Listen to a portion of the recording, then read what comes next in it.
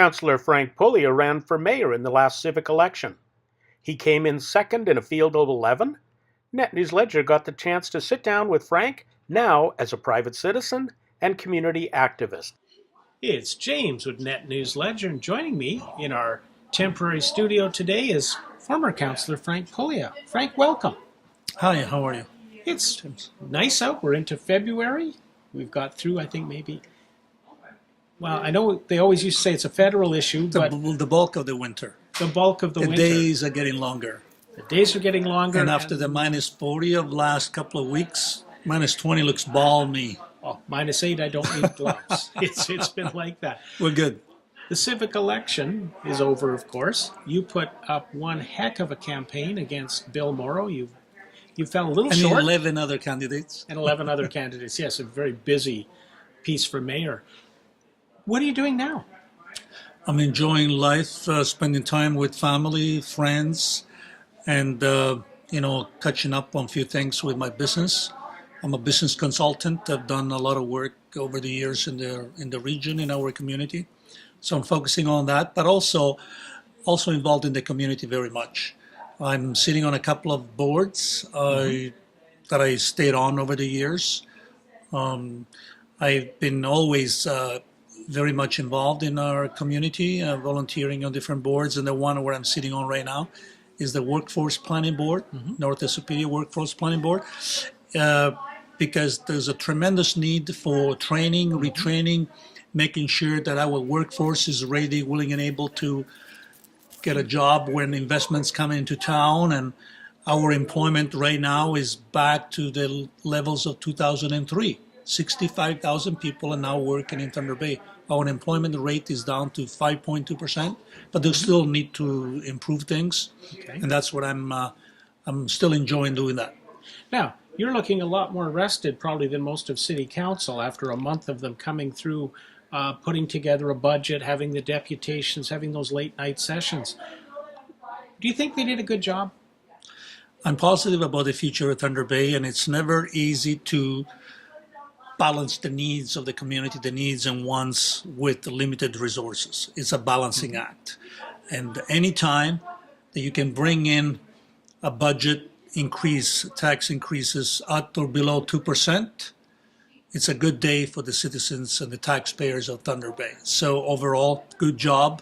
However, it's easier when you're cutting services. Yes. And I strongly believe, and we did it over the last term of council, that you can maintain tax increases at a reasonable level without having to cut services. Well, that's so that was unfortunate. There's still this focus that either we increase your taxes or we cut your services. No, there's a third option. And the third option is continuous improvement practices, living within your means. Improve doing things better, collaboration, collapsing the silos mentalities, making sure that if we can deliver more services at a lower cost, it's not a question of you doing more for less. No, it's a question of doing more collectively with the same resources that we have right now. Now, what would be an example of that? There's all kinds of examples. I remember a couple of years ago when we were already having the debate about, we picked all the low-lying fruits. Yes. There's no more opportunities for efficiencies. Efficiencies means different things to different people. Yes. So it's a double-edged sword. It's not a question of efficiency. It's a question of working smarter, working better. I'll give you an example.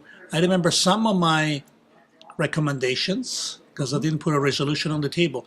I was recommending areas where you can go and find savings. A review of all the legal fees for the last 5 years allows you to spot trends where you're spending a lot of money for legal. Where is it coming from? Where are the pressures coming from? Right. You need that kind of intelligence to know how to go and operate better. A review of all the overtime by department across the corporation. It tells you that you can actually hire more people in an area where there is a need, provide better service, and lower your costs overall. Well, just two examples. As a piece right now, there's people all over the city complaining about the height of their snowbanks. Well, on one side, the city of Thunder Bay didn't order the snow. So, the team has been out, the roads have been clear. Uh, they're doing the best they can. Yeah. Communications is a big part of that. Yes. Do you feel the city is doing the best job it can communicating to the city? Getting better over the years. I remember asking the roads and manager to be proactive because councilors get all the calls, questions, why is this happening? But if management is able to proactively explain, not just through the media, but also in writing. There was a good article you wrote about how Toronto is ready for the mega storm that's coming, right? We have more extreme weather events. So before we get hit with the weather events, it always helps tremendously to have management explain what's coming, Yes. what we're doing to be prepared, what to expect, and take us throughout an extreme weather event. What kind of equipment we're going to deploy? What are some of the techniques you implement to minimize the impact? I'll give you an example. Last year, in February, it was melting. Yes. So at nighttime, during the day maybe +5, but at nighttime it goes to -10. All that slush that is accumulating on the catch basin will turn into ice. Yes. And then as it melts the day after, he's got nowhere to go. But on the road, it becomes a nice skating rink. So if you saw the snow plow coming by, looking like it's scraping nothing, there's no snow, it's actually clearing the ice and slush from the catch basins. But it's because there's no snow on the center of the road, you're going to see sparks flying. Of course, the blade is also reaching into the catch basin, is scraping all the slush away so water can drain. So a lot of this communication that can happen proactively will reassure our citizens. And otherwise, councilors end up getting the phone calls. Yep. The same example I just given you. I saw the snowplow scraping the blade on the asphalt and creating all kinds of sparks with no snow. What are you guys doing? You're wasting my tax dollars. But there is a reason for everything. He was doing the slush on the catch basin. I think the the city of Toronto does an amazing job on a lot of those areas. They come out and they literally are telling you, here's what we're doing to get ready, here's what's going to happen during the storm, and then here's what's happening once the storm is over. And the more information people have, the less, you're probably always going to have somebody who will complain. Yeah, but you can minimize a lot of that. And it's part of our delivery of services to the citizens. Communication is key. For example, my road and many other roads, because of the massive amount of snow we had last week, only one side was done. Yes. Right? The other side, you got vehicles parked, and unfortunately, not all vehicles get off the road at the same time the snow plow comes by, so you have a nice, clean street. He's got to come back, right? Well, it's been 3 days, and I'm still waiting patiently. So this one side of the street that hasn't been done, it's a mess. But it would be nice to know, right? When they're ready. There's a communication saying, citizens at Thunder Bay, we know that we're behind a bit because we're now doing this, this, and that. We'll get to it soon enough. Yep. Stuff like that. It's one, you're going to let people know that you're on top of things. There's a process in place because many times, they're prepared to come to your residential street. It keeps snowing again. Yes. So all the resorts have to be redeployed back and keeping the main streets and the major thoroughfares open. And so your residential street is going to get bumped another 2 days. Yep. And then when they're ready to come to your street, it snows again.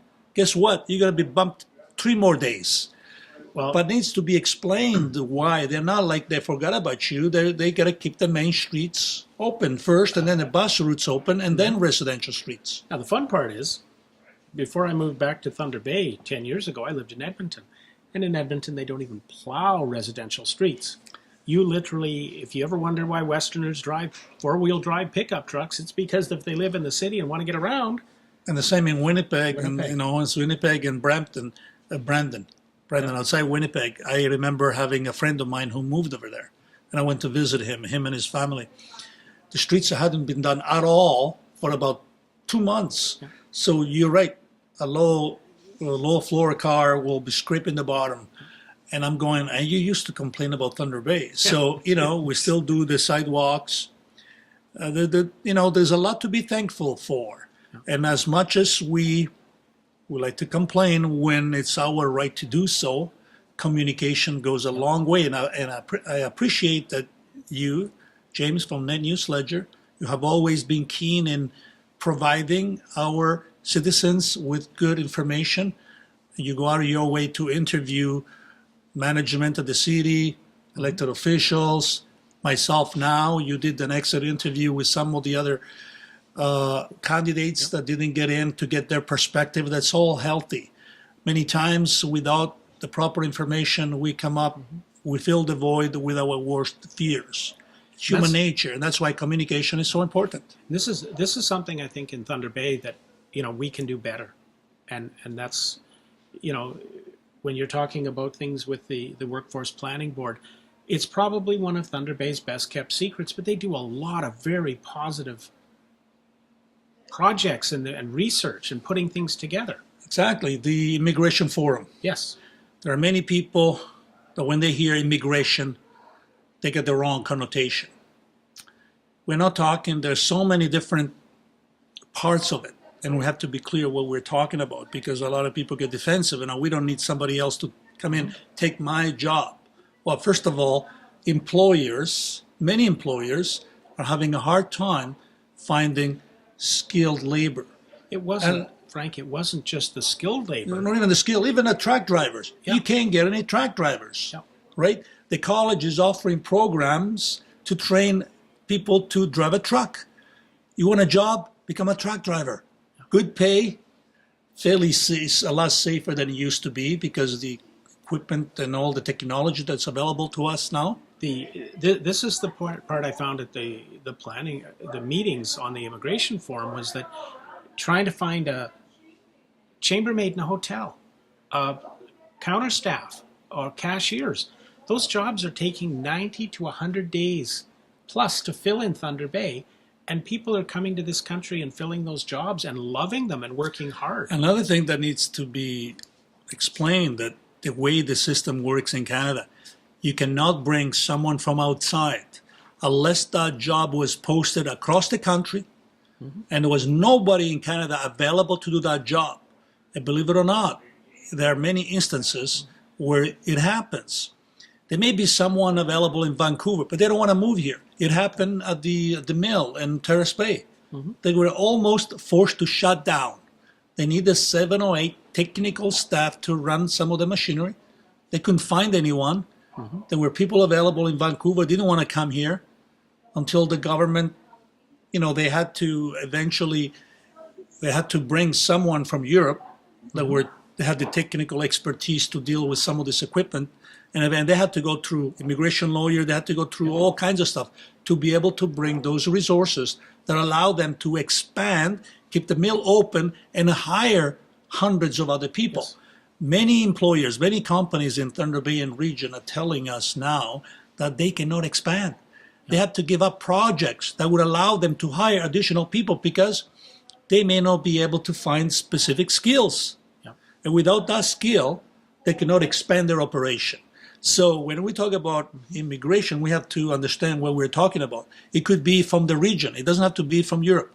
It could be from the region. It could be from outside of the province of Ontario. Yeah. It could be from the greater GTA. What we're talking about is a declining population. Baby boomers are retiring.